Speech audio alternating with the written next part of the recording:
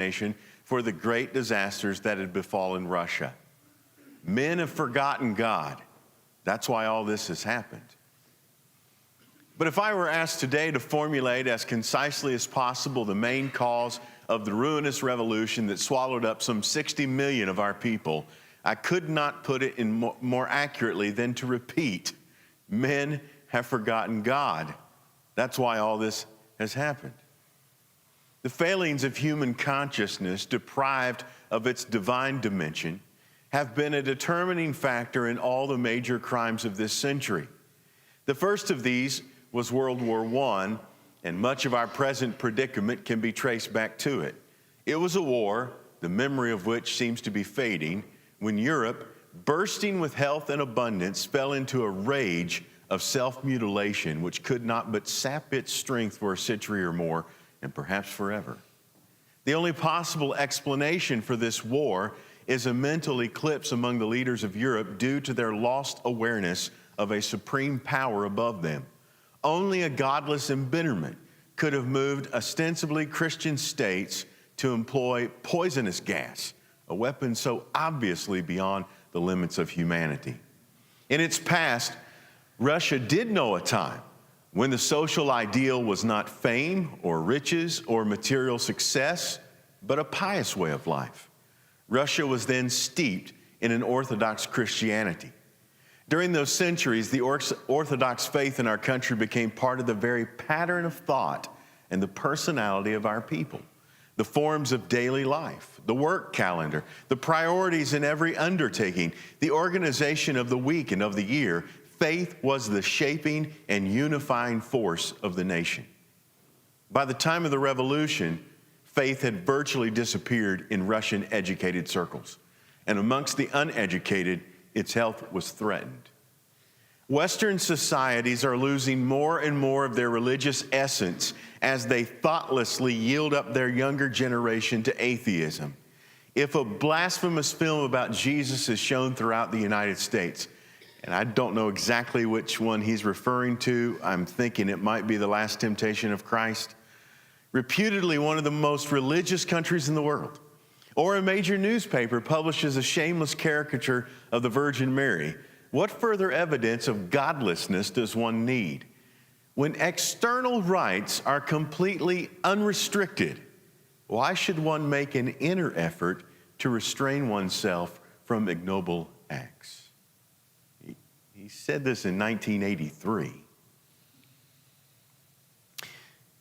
Part of what I think is important to hear is how he described Russia before the revolution. In fact, it took some time even before the revolution occurred. There were other forces of thought in that country undermining faith. But notice how he said that there was a time when the Orthodox faith shaped everything about Russian society.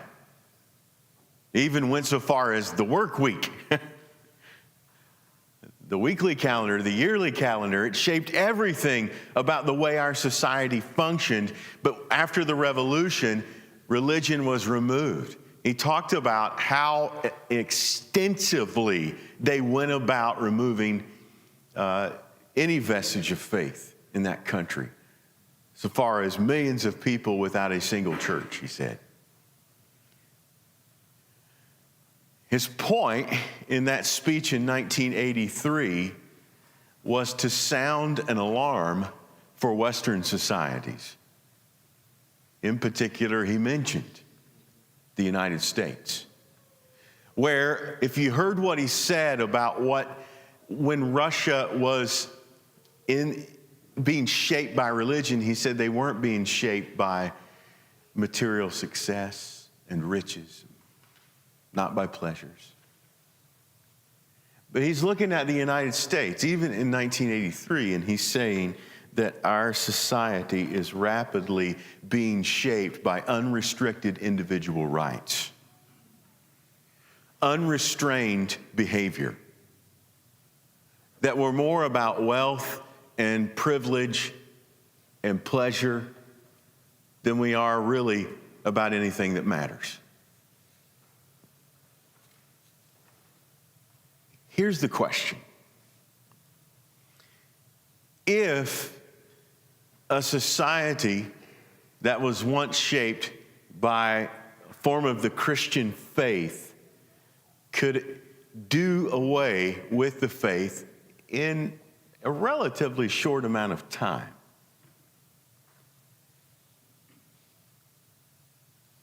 And the horrors of persecution were unleashed on those who wished to retain their faith. Why can't that happen here? Now, there are some, and I'm going to sound like an old person right now, but there are some younger voices in Christianity pushing back against those who are older, saying that there was a time when our country was shaped by faith. And I don't know why they're doing that, because they're wrong. There was a time when you could even say our week, the pattern of life in the United States of America, our week was shaped by faith.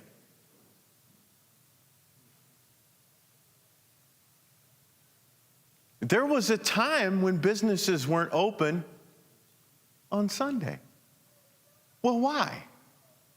Because nobody wanted to work on Sunday? No. It's because our nation was shaped, our society was shaped by faith. That's why. Russia existed like that,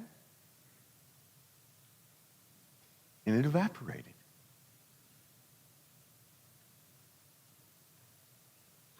I think we're foolish if we think persecution of Christians ain't ever going to happen in the United States of America. And let me say this. There is no widespread persecution of Christians happening, okay? Here we are. No one's destroying our churches. And there would probably be some pushback if people started doing that. I just think of my context in southern West Virginia. You come in and start taking our churches. Our redneck Christians are going to do something probably that they shouldn't do. I always felt like I'm going to have to say things I don't want to have to say if it comes to that. So I was like, no, don't let it come to that yet. But persecution doesn't always exist just in big movements. In fact, that's not ever how it starts. It always starts small. Persecution does happen to people in the United States of America because of their faith. And it's small, it's not bloody, it's not probably as painful as it could be. Physically, it's not painful, but there is pressure put on Christians to not express their faith in certain contexts. And I think we're foolish if we think, it's not going to get any worse than that. Now, I'm not a prophet nor son of a prophet. I'm not saying it's going to happen. I certainly am not about to say how long it's going to take. I don't know. But I see the potential for it ripening in our society unless something changes. So, here's my question then. Are we prepared for persecution? That's really not something we've had to think about as American Christians. Now, we do have brethren in other places in the world who have to confront that probably every Lord's Day. But we haven't had to deal with that. But we should be ready. And when the persecution starts, by that time, it may be a little too late for us to have developed the faith muscles that we need to withstand in the day of persecution. Why am I bringing this up when I'm talking about the book of Hebrews?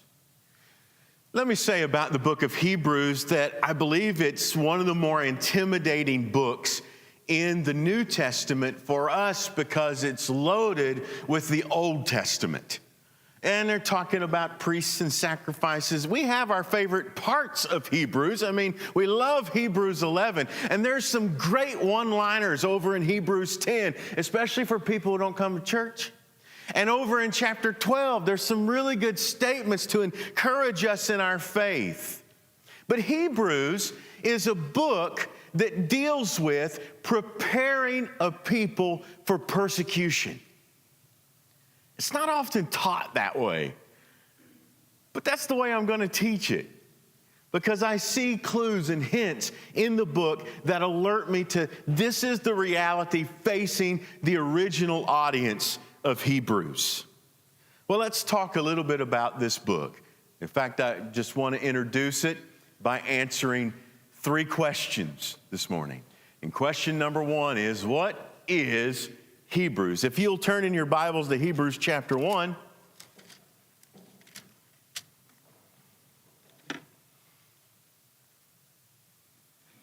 Just pay attention to how it begins. Long ago, many times, in many ways, God spoke to our fathers by the prophets, but in these last days, He has spoken to us by His Son. Flip back maybe a page or so to the beginning of Philemon. Here's how Philemon begins. Paul, a prisoner for Christ Jesus, and Timothy, our brother, to Philemon, our beloved fellow worker, so on and so forth. Do you notice any differences between how those 2 things begin? Philippians reads like a letter, an epistle. In fact, it takes the form of an ancient letter. How does Hebrews begin? Like a letter? There is no, hey, this is me, I'm writing to you all. Identifying who the writer is, identifying who the audience is. Nothing. It is a launching right into what he wants to say to these people. Now, if you'll go over to the end of the book, in chapter 13, verse 22, we find out what Hebrews is. I appeal to you, brothers, bear with my word of exhortation. Or that could be translated, my message of exhortation. For I've written to you briefly. Now, there are questions I'm not going to spend a lot of time on because we have no answers to them. Like none. Who wrote the book? I don't know. But people get passionate about who they think wrote the book. And of course, the biggest fan group is Team Paul. People think Paul wrote the book. There's not a lot of evidence for that, actually. And some people were, well, but Hebrews was thrown in with Paul's epistles in some early groupings. Yes, but not all of them. And there were ancient Christian writers pushing back on that it wasn't Paul. But then there's been so many names thrown out there. I mean, I kind of like thinking about all the names. What about Barnabas? Barnabas, do you know what tribe Barnabas was from? Barnabas was a Levite from Cyprus. So a Levite writing about all this priestly temple stuff made people think, hey, maybe Barnabas wrote it. The other one that's probably pushed a little bit more is Apollos. And the reason for that is, this is according to people who know, and I'm not one of them, so I'll take their word for it. This is the best Greek in the New Testament. It's almost pushing toward classical Greek. It's how good it is. And people who will say Paul couldn't possibly have written it will say Paul's Greek wasn't that good. But Apollos might have been. Where was Apollos from? Alexandria. I'm very well educated. We know he was strong in word, which probably means he understood how to communicate very well in that day and time, the rhetoric. He was great at it. So Apollos has been. The other one that's kind of intriguing to me is Paul preached this sermon in a synagogue, and we'll get back to that in a second. And then Luke actually wrote it for him. So that would account for the next best Greek, I guess, in the New Testament is supposedly what Luke writes in Luke and Acts. I'll take their word for it. So that's one other. And then there is this one. And it might be gaining a little traction. Priscilla wrote this, of, Priscilla and Aquila fame. Priscilla wrote this, not Aquila. Aquila has never been suggested, really, that I haven't read anybody suggesting Aquila, but Priscilla. Now, there are some things about this letter that maybe. I doubt it, though. I seriously doubt it, just because of the culture. But one of the reasons they would say that is maybe that's why the author wasn't identified. Because if it had been Priscilla, she wouldn't want to be identified because no one would read the letter, is the thinking. We know this. When the writer says that what he has written is a word of exhortation, he's using a very loaded phrase. Look over in Acts chapter 13. This phrase appears again, really, for the first time. It appears in Acts chapter 13. And it's important to see the context of what's happening in this chapter. So in verse 13, now Paul and his companions set sail from Paphos and came to Perga and Pamphylia, and John left them and returned to Jerusalem. But they went on from Perga and came to Antioch of Pisidia. And on the Sabbath day, they went into the synagogue and sat down. After the reading from the law and the prophets, the rulers of the synagogue sent a message to them saying, "Brothers, if you have any word of encouragement for the people, say it." And some scholars have analyzed Hebrews and suggest that it does look a lot like a synagogue sermon. Now, that would make sense in the context of what's potentially going on with the original audience. That maybe this is more of a technical phrase. Okay, I've just been preaching to you. The other thing that I notice about this book that lends itself to the idea that this is a sermon is, and we'll end the series with a review, but the review will focus on the phrase, "let us." Let us do this. Let us do that. It's this emphasis of a sermon is not imparting information, but a sermon is moving people to action. And that's what this book is doing. It's really moving people to a specific action. And what is that action? Well, let's talk a little bit about the occasion for this book. The answer is, when we ask the question, what's the occasion for Hebrews? The answer that we can only be the only answer we can be completely certain about is this answer: not sure. Not sure. This is a fun way to begin a study, right? We don't know who wrote it. We're not sure who he wrote it to. There are some clues. Obviously, the fact that we're dealing with such deep Old Testament ideas, and people who would have been familiar with the workings of the temple. Now, I think there is a case to say, I don't think you could say that Gentile Christians had no knowledge of that. What scriptures did they have? They had the Old Testament. So it's very likely they knew this.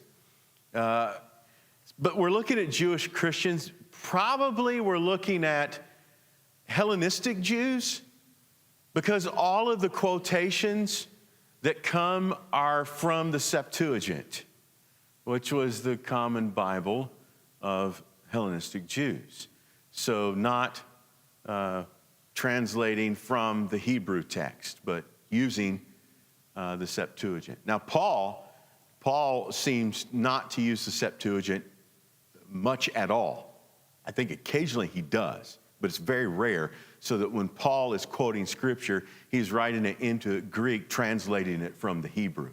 And it would make sense that Paul knew that. He was well trained in that. So Hellenistic Jews, where are they? Well, there's two possibilities that have been offered, and I'm biased toward one. I like the one and I don't like the other. And it's going to affect how I teach this class, so I'll bring them up. The one I don't like is this. It was written to Jewish Christians in Palestine who were being persecuted by other Jews, or at least beginning to be persecuted by other Jews.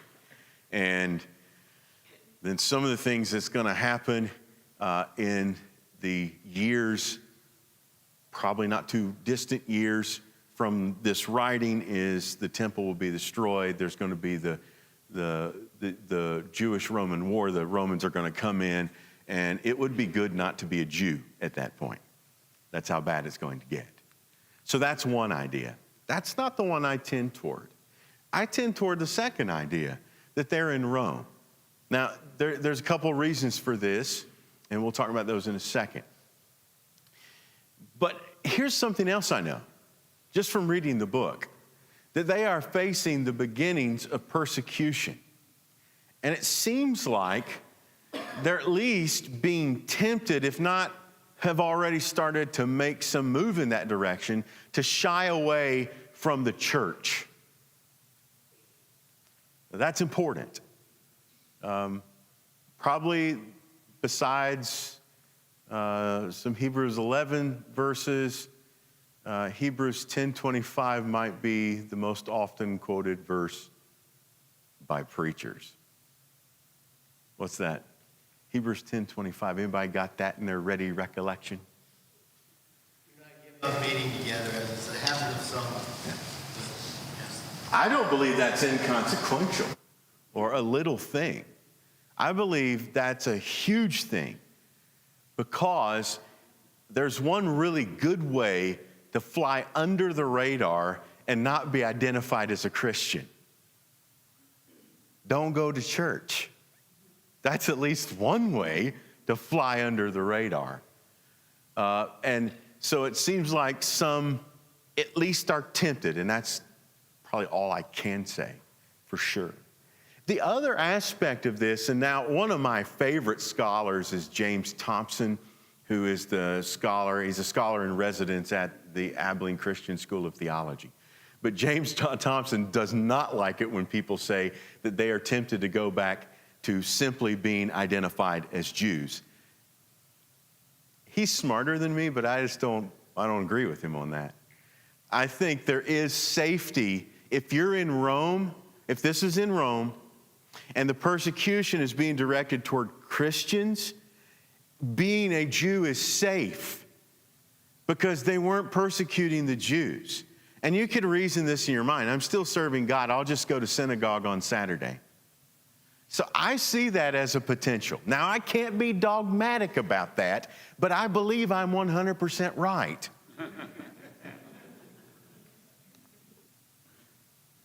But Misty can tell you that I'm probably 100% wrong sometimes when I believe that I'm 100% right. We'll at least hold out the possibility. So you don't have to agree with me on this, but I bring this up to say this is how I'm going to teach the book. So it's going to come up again and again. And I did not come up with this on my own, obviously. The scholar who probably has influenced me most is William Lane. And he wrote a book that I think was more a collection of some sermons that were devoted to Hebrews called A Call to Commitment. And then Lane also wrote 2 volumes in the Word Biblical Commentary series on the book of Hebrews. But that Call to Commitment book that was one that was assigned to me in college. And I can say that's one of the few that I've held on to tenaciously and love and read more than once. So he's influenced my thinking about that. But there is internal evidence in the book. Let's look at Hebrews chapter 10, verses 32 through just the beginning part of 34. 32, he says, "But recall the former days when after you were enlightened, you endured a hard struggle with sufferings, sometimes being publicly exposed to reproach and affliction, and sometimes being partners with those so treated. For you had compassion on those in prison, and you joyfully accepted the plundering of your property."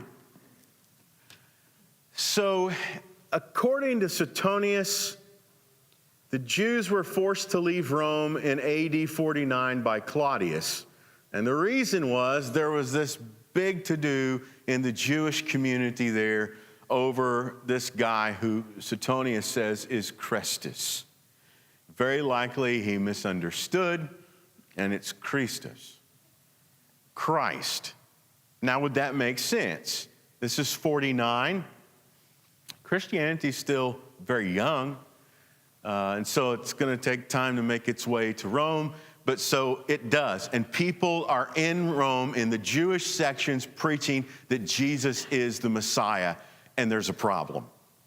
Now, this preaching that Jesus is the Messiah, has that ever caused a problem to this point before? Yeah, like everywhere anybody said it, there was a problem. Some really bad problems, too. So it makes sense that that was happening. Okay, so what happens when you force an entire group of people to leave a city? How do you go about doing that? Well, you start confiscating property. Is one way. And for people who are resistant, there's other measures that you can take to help everybody else to determine that they're going to be compliant. So that kind of would fit what he says here about the former days. Not long after you became a Christian is what he's talking about. When you endured this kind of struggle. All right? Then, if we look over in chapter 12, verse 4, in your struggle against sin, you have not yet resisted to the point of shedding your blood. So, not yet is important. I mean, if someone came to you and said, now, because you're a Christian, you haven't yet been persecuted to the point of shedding your blood, I don't think I would like the yet too much. The yet's loaded with possibilities. I'm not down with that. I think that's a very real situation that these Christians are facing. The not yet is coming. And it's going to come in the form of the persecution, local persecution brought about by Nero in Rome in about 64. And that was going to be a very bad time for Christians. I don't know if you've done any reading about that, but no one knows who started the fire. But the Roman populace seemed to think that Nero started the fire because Nero had these ambitious plans to build and make the city nicer. And building things was the best way to establish your legacy as a Roman emperor. And so people think, the populace thinks, maybe Nero started the fire so that he could burn down part of it and rebuild it better and solidify his legacy. Now, if that's true or not, we don't know. Don't know that it is true. Yeah, Richard? The theory is basically what you're saying, that part of Rome that burned was the area that Nero wanted to build his new fancy area. Yeah. And of course, the big myth is he was playing his fiddle, but he was vacationing at his summer villa in Naples. Right. Yeah. Yeah. Yeah, I mean, you can understand why the people believed that he would have set that fire. But I don't know that he did. But he needed a scapegoat. And who better than the weirdos who lived in town? The Christians. And that's exactly what happened. Do you remember some of the things, maybe you've read about this, some of the things that Nero did to Christians? Oh, yeah. Yeah. That's going to stay around. That's going to be a very popular thing in Christian persecution. Probably one of the worst things. Yeah, you got it, Richard? In his garden, need to go some more. It's kind of hard to say any further about torches. Yeah, human torches in his garden. I mean, that's what was written about what happened. A very bad time. So this, I think, is the occasion for this sermon. To encourage Christians, we're not there yet, but to encourage them, they're already looked at as weirdos, okay? Do you know what that feels like, to be looked at as weird because you're a Christian?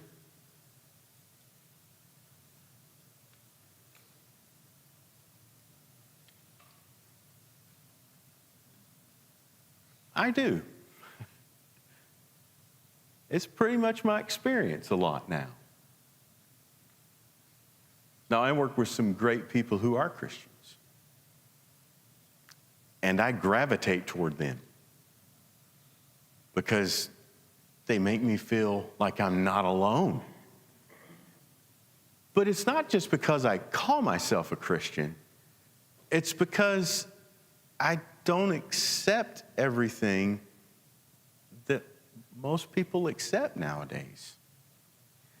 And I always have a decision to make. And I'll be honest with you, I don't start a lot of conversations, and I don't insert myself into a lot of conversations about these issues because I know what's going to happen.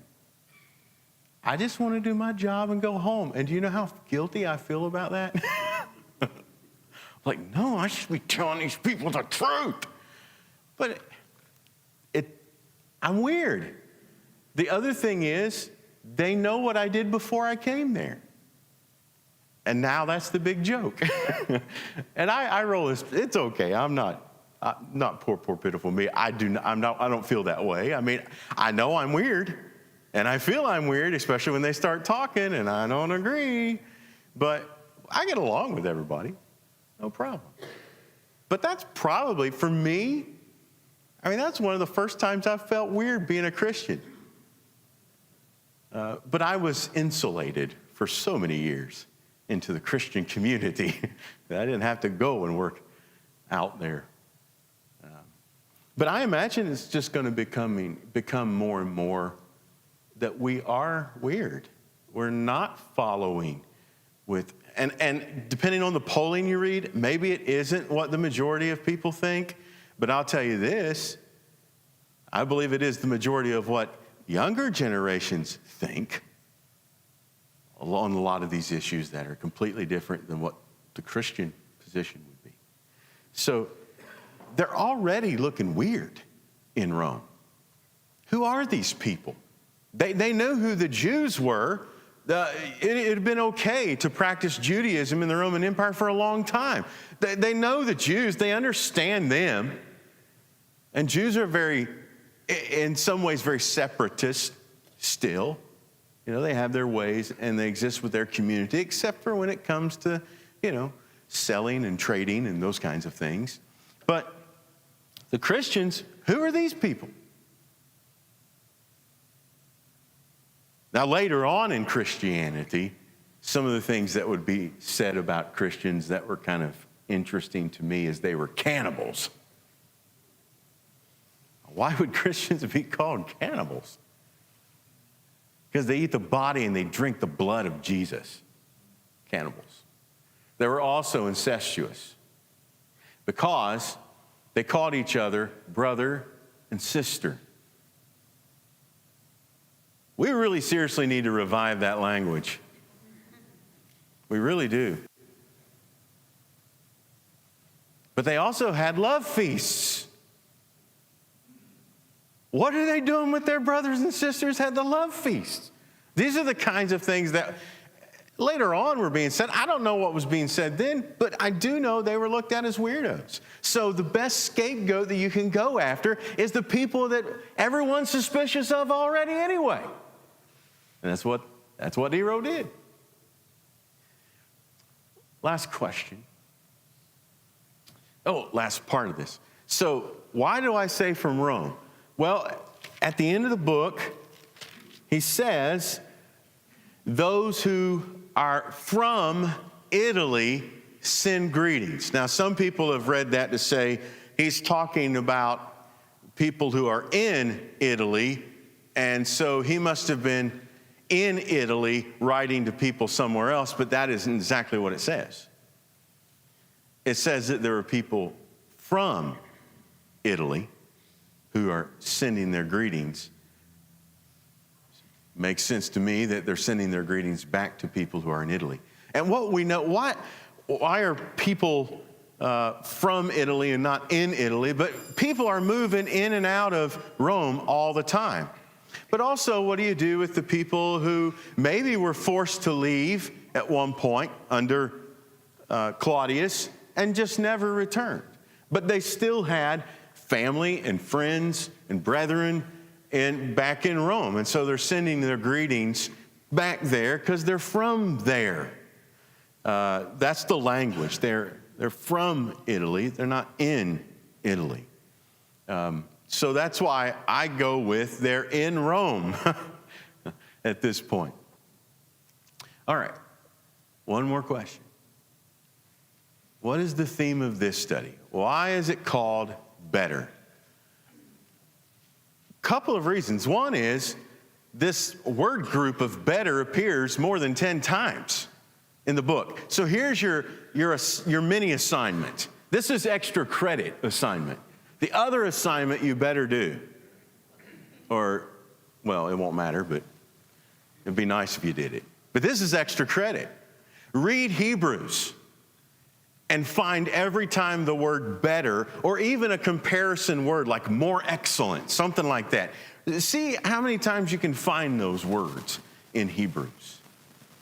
But the other reason is in Hebrews 6:9, which is one of the hardest parts of Hebrews. One of the, not just hard in, I'm not sure what some of it means hard, but hard as in he is laying it down. This is when the preacher is getting up on his tiptoes and laying it down. But he says this, though we speak in this way, yet in your case, beloved, we feel sure of better things that belong to salvation. Better things. So good preaching does this. Which, by the way, do you know what kinds of preaching people don't like? They don't like bad preaching, and they don't like good preaching. Did you ever know that?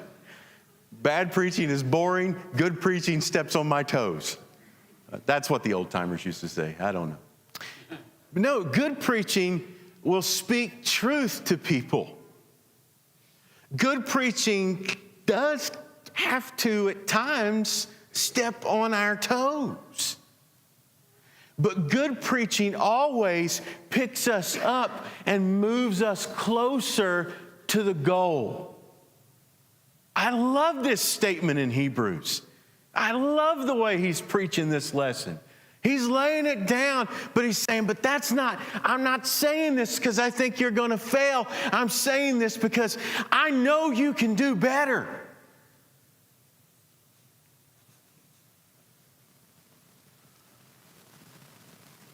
Better. We have every reason, and Hebrews will tell us those reasons, but we have every reason to maintain our faith no matter what happens. Every reason. And that's why, even if maybe we're struggling, we're wrestling with temptations on whether or not we're going to remain faithful, maybe we're being tempted to walk away, that we, if we understand and realize the better things, we'll do better than giving up. And that is the essential message of the book of Hebrews. And so every week from this point forward, we're having a guest on the 24th. But every other week until through end of October, we're going to look at those better things that we have as Christians. So, the real assignment for next week is read Hebrews chapter 1, verse 1 through Hebrews chapter 3, verse 6. And the better that we're going to look at there is we have a better message. We have a better message to move us on to faithfulness. All right, anything you want to say before we're done? Yes, sir. Many years ago in my Bible, I put at the very beginning of the message, stand firm. Stand. Yeah, absolutely. Yeah. So what was the extra credit assignment? Count how many times? Yeah. So, and what kind of extra credit do you get? Will there be any stars in my crown? Not really, probably, but it will be nice to do. Thank you for your attention this morning.